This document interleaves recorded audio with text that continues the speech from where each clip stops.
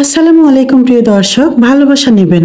নদী কার না ভালো লাগে, আর সেটা যদি হয় বন ও পাহাড়ে ঘেরা, তাহলে তো কোনো কথাই নেই। প্রিয় দর্শক, আজ আপনাদের দেখাবো বন ও পাহাড়ে ঘেরা অসম্ভব সুন্দর একটা নদী।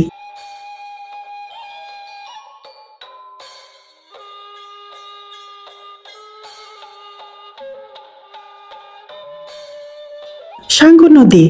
এ নদীর উৎপত্তি স্থল বাংলাদেশের মায়ানমার সীমান্তের ঝিরিগুলো থেকে। এ নদীর দুপাশে সারি বেঁধে ঠাঁই দাঁড়িয়ে আছে কিছু আকাশচুম্বী পাহাড়। মাঝে মাঝে মনে হয় এক ঝাঁক মেঘের দল এই পাহাড়গুলোকে গ্রাস করে নিচ্ছে। মেঘ পাহাড়ের এই মিতালির নয়নাভিরাম দৃশ্য দেখার জন্য হলেও বেঁচে থাকতে ইচ্ছে করে আরো হাজার বছর।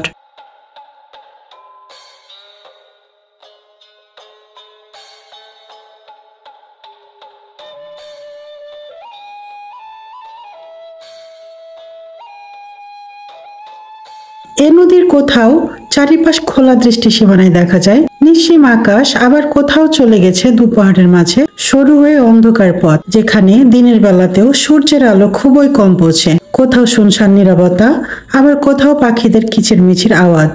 আলো আধারের এই ভুতুড়ে পরিবেশে ভয়ে যেন গা ছমছম করে ওঠে।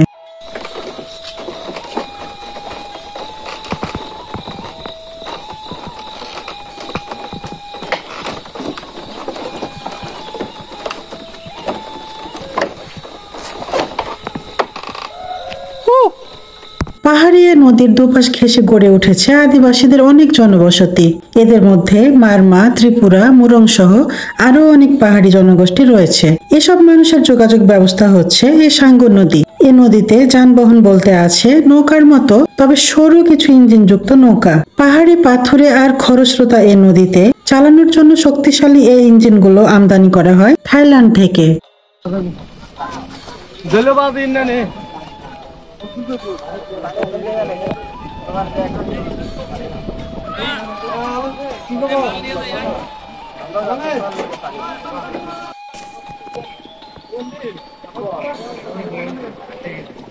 খরস্রোতা এই নদীতে বর্ষায় চলাচল বন্ধ থাকলেও বর্ষার পর থেকে পুনরায় চলাচল শুরু হয়ে যায়। নদীর পাশে বসবাস করা মানুষগুলোর শিক্ষাগত যোগ্যতা তেমন নেই বললেই চলে। সাম্প্রতিক কিছু এনজিও পাড়াগুলোতে বাচ্চাদের জন্য প্রাথমিক কিছু শিক্ষার ব্যবস্থা করেছে।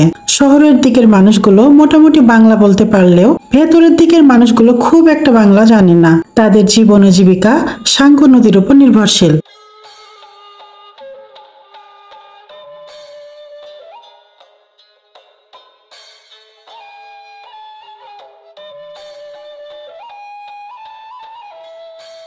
সাঙ্গু নদীর শেষ প্রান্তে বাংলাদেশ মায়ানমার সীমান্তে সর্বশেষ পাড়ার নাম লাকপাই।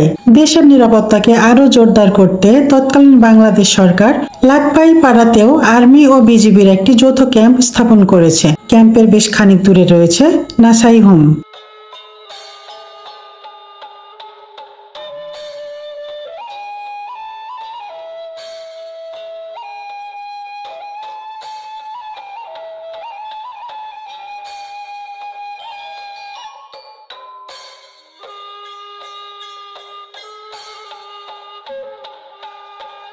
পার্বত্য অঞ্চলে হাজার বছর ধরে প্রবাহিত এই নদীটি রুমা ও থানচি উপজেলার সাথে যোগাযোগের এক গুরুত্বপূর্ণ মাধ্যম। বান্দরবানের জনগণের অর্থনৈতিক প্রবৃদ্ধিতে এই নদীটি গুরুত্বপূর্ণ ভূমিকা পালন করেছে। দুর্গম এই অঞ্চলের মানুষেরা পরিবহন, কৃষি এবং অন্যান্য প্রয়োজনীয় কাজে নদীটিকে বহুভাবে ব্যবহার করে থাকে।